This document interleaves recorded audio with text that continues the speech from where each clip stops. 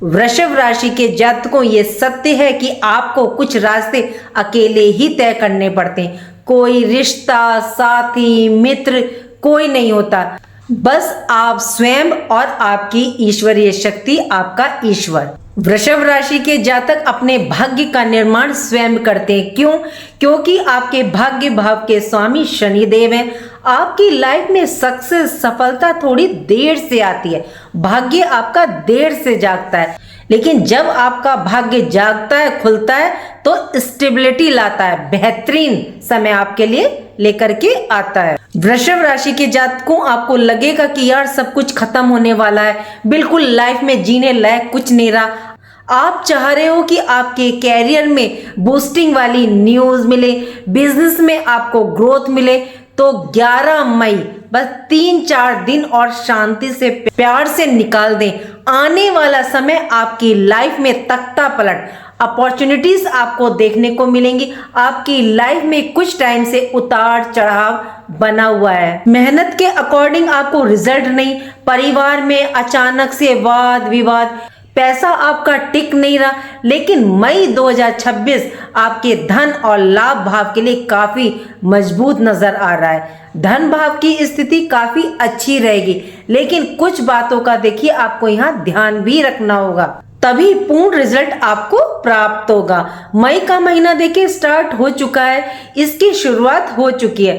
अभी भी आपके मन में आ रहा है कि कैसा रहेगा ये बचा हुआ समय, मई संघर्ष भरा रहेगा या खुशियों भरा?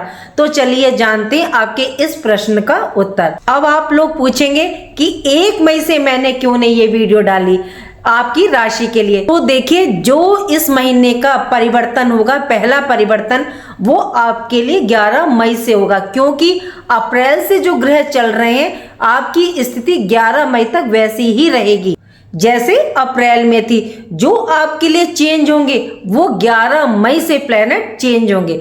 वृषभ राशि, ज़ोडिएक साइन टॉरस, मई 2026 का महीना सक्सेस, सफलता, कंपटीशन, कैरियर में उन्नति, लाइफ में चेंज लेकर के आ रहा है। यूनिवर्स में जो ग्रहों की चाल है ये आपके अनुकूल रहेगी, लेकिन कुछ बातों का देखिए आपको ध्यान रखना होगा और सतर्क भी रहना होगा। मई के महीने में शुभ घटनाएं घटित होंगी। देखिए, यदि पूरा 100% रिजल्ट आपको प्राप्त करना है तो कुछ सावधानियां, सतर्कता जो बताई जाती है उसका भी ध्यान रखना होता है, तभी आप कैरियर में ग्रोथ ले पाएंगे। सामने वाला जो आपको धोखा दे रहा है, आपको किसी चाल में फंसा रहा है या आपके साथ कोई पॉलिटिक्स कर रहा है, तो उसको आप पहचान पाएंगे और उससे आप बच जाएंगे।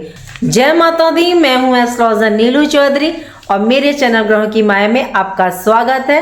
वृषभ राशि के जातकों, यदि आप चैनल पर नए हैं तो प्लीज चैनल को लाइक करें, सब्सक्राइब करें और कमेंट बॉक्स में हर हर महादेव लिखें और अपने साथियों को, वृषभ राशि वालों को शेयर करें। मई के महीने में ग्रहों की गोचरीय स्थिति इस प्रकार है। फर्स्ट हाउस में आपके शुक्र देव हैं, सेकंड हाउस में देवगुरु बृहस्पति विराजमान है, फोर्थ हाउस में केतु हैं और 180 डिग्री पर आपके 10th हाउस में राहु देव विराजमान है और 11th हाउस में आपके शनि देव और मंगल की युति बनी हुई है और 12th हाउस में सूर्य और बुध आपके विराजमान है। आपके लिए ऐसी कुछ सिचुएशन बनने जा रही है 11 मई से कि आपकी राशि के स्वामी शुक्र पूरे महीने स्ट्रॉन्ग पोजीशन में रहेंगे।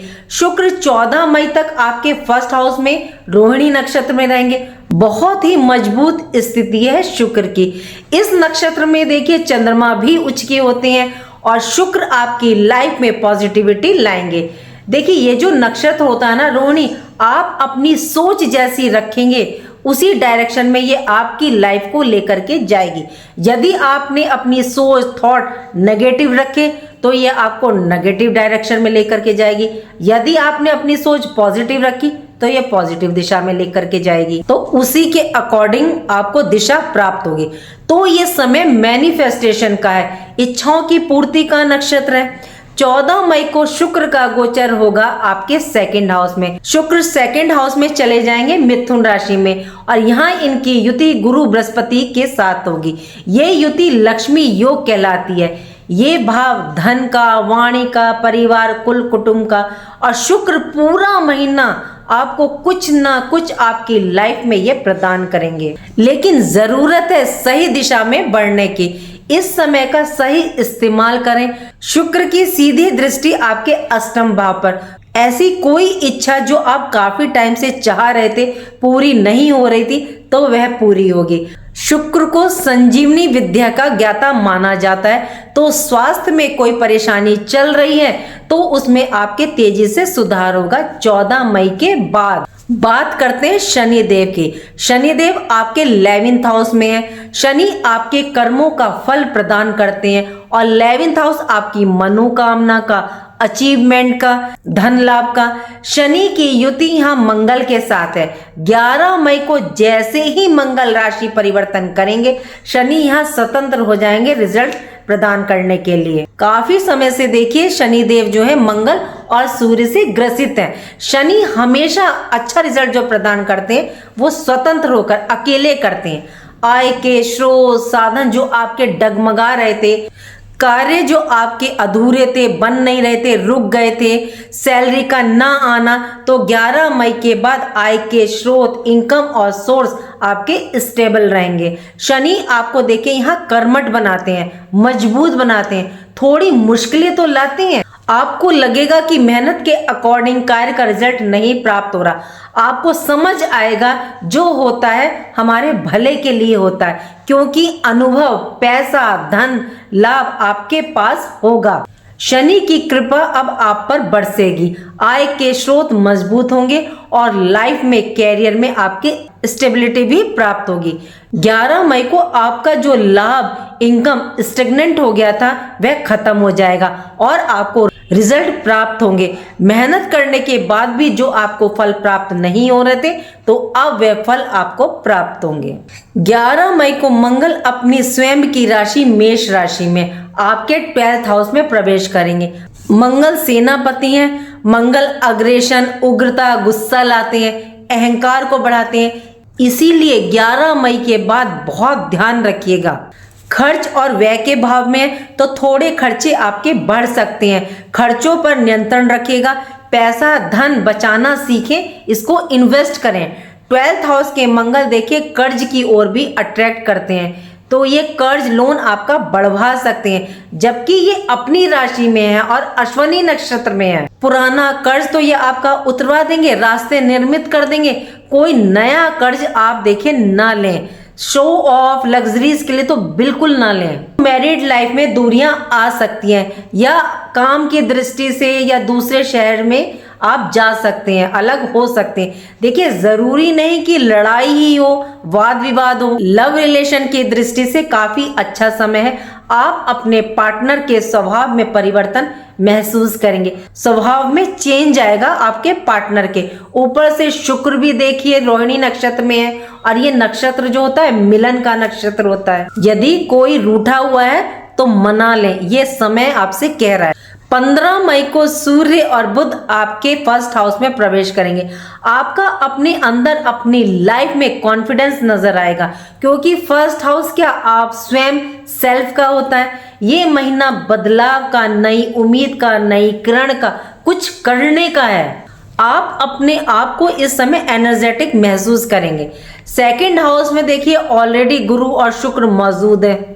गुरु आपके धन भाव में है। 2 पॉजिटिव ग्रह धन भाव में, 2 स्रोतों से देखिए आपको इनकम आ सकती है। नए स्रोत ऑफ इनकम आपको मिल सकते हैं धन कमाने के, या ऐसा कोई व्यक्ति आपको इस टाइम मिल जाए, मिरेकल हो जाए, जो आपको राय दे या आपका साथ दे।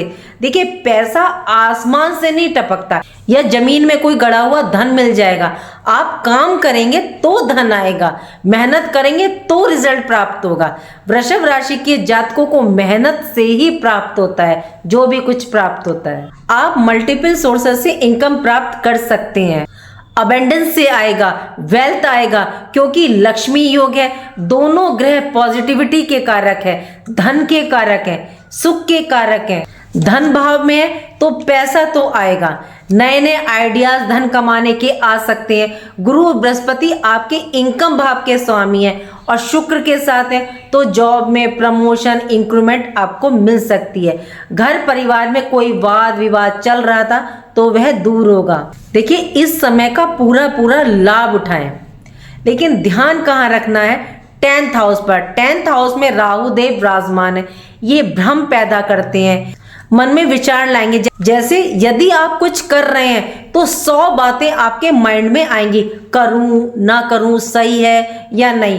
तो आपको ना फुल कॉन्फिडेंस के साथ डिसीजन लेना है, किसी के बहकावे में नहीं आना है, किसी की बात नहीं सुननी है, किसी की बातों में ना आए, नहीं तो आपका बनता हुआ कार्य बिगड़ जाएगा। राहु का प्रभाव शुक्र पर है तो कैरियर में अपॉर्चुनिटीज भी आपको मिलेंगी, कई अवसर मौके आपको प्राप्त होंगे। या आप वर्क प्लेस पर चाह रहे थे कि रोल मुझे मिले, मैं अपने आप को प्रूव करना चाहता हूं, तो आपको प्राप्त हो सकता है। सिर्फ फोकस बना करके रखना है, अपने काम पर विश्वास रखना है, डिसीजन इस टाइम स्वयं लेने हैं।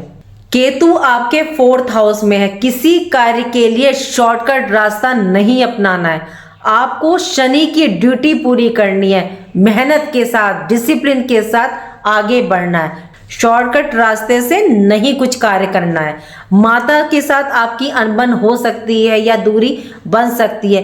केतु देखिए अपने मघा नक्षत्र में और इस टाइम ये बहुत पावरफुल स्थिति में, तो माता के स्वास्थ्य का ध्यान रखिएगा और उनसे इस टाइम बना करके रखें। कोई वाद विवाद मिसअंडरस्टैंडिंग है तो उसको खत्म करें, दूर करें।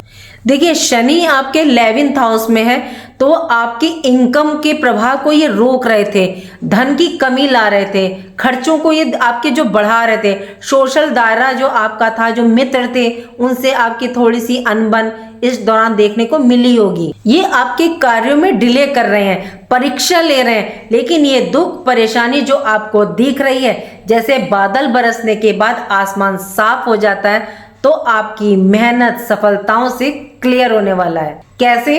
तो समझें। देखिए वैसे मैंने वृषभ राशि वालों के लिए इस पर डिटेल में वीडियो बनाई है शनि के ऊपर, लेकिन यहाँ मैं शॉर्ट में आपको बता रही हूँ कि 17 मई को शनिदेव रेवती नक्षत्र में प्रवेश करेंगे बुध के नक्षत्र में, तो ये यहाँ काफी स्ट्रांग पोजीशन में रहेंगे। 27 नक्षत्रों में से ये नक्षत्र जो है अंतिम नक्षत्र है, ये मोक्ष और अंतिम यात्रा का नक्षत्र माना जाता है, जो कार्मिक चक्र के समापन और आध्यात्मिक जागृति का है। ये आपकी परेशानियों से मोक्ष मुक्ति आपको दिलवाएगा।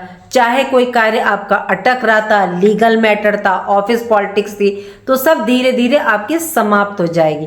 ये समय आपके लिए नेगेटिव नहीं है, लॉन्ग टर्म स्टेबिलिटी प्राप्त करने का है। कुछ बातों का आपको देखिए यहाँ ध्यान रखना है, किसी की बातों पर विश्वास ना करें, पैसा उधार ना दें, अपनी संगति को अच्छा रखें, और सबसे बड़ी बात अहम ईगो अहंकार से दूर रहें, ओवर कॉन्फिडेंस एक्साइटमेंट से दूर रहें। दूसरा अपना बजट बना करके चलें और व्यय पर जो है नियंत्रण रखें। काफी समय से देखिए आपकी सेविंग्स निकल रही है, तो इस बात का ध्यान रखें।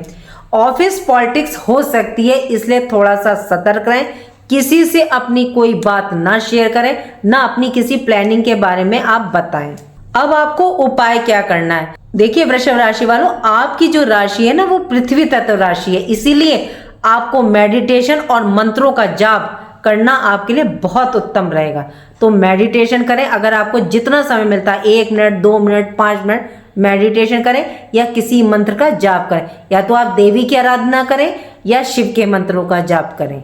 हनुमान जी के चरणों में आप मीठा पान चढ़ाएं, मंगलवार और शनिवार बहुत बेस्ट रहेगा। अगर समय मिल जाए तो संध्या समय उन पर चोला भी आप चढ़ा सकते हैं, बहुत अच्छा रिजल्ट आपको देखने को मिलेगा। कहते हैं कि सारे उपाय एक तरफ और ये काम एक तरफ। चैरिटी कर सकते हैं तो कीजिए, किसी को मेडिसिन की जरूरत है तो उसको मेडिसिन दीजिए, उसका इलाज करवाइए, और मजदूरों की सेवा कीजिए, नीचे के तबकों को कुछ ना कुछ अन्न खाने के लिए दीजिए, बहुत अच्छा रिजल्ट होता है। और 2 उपाय मैं आपको ऐसे बता रही हूँ, यदि आपका कोई कार्य नहीं बन रहा, आप बहुत परेशान हैं, तो जब आप घर से निकल रहे हो तो हाथ में काली सरसों रखें और घर से बाहर निकलते ही उसे अपने सर के पीछे फेंक दें और आप आगे निकल जाएं, पीछे मुड़कर ना देखें।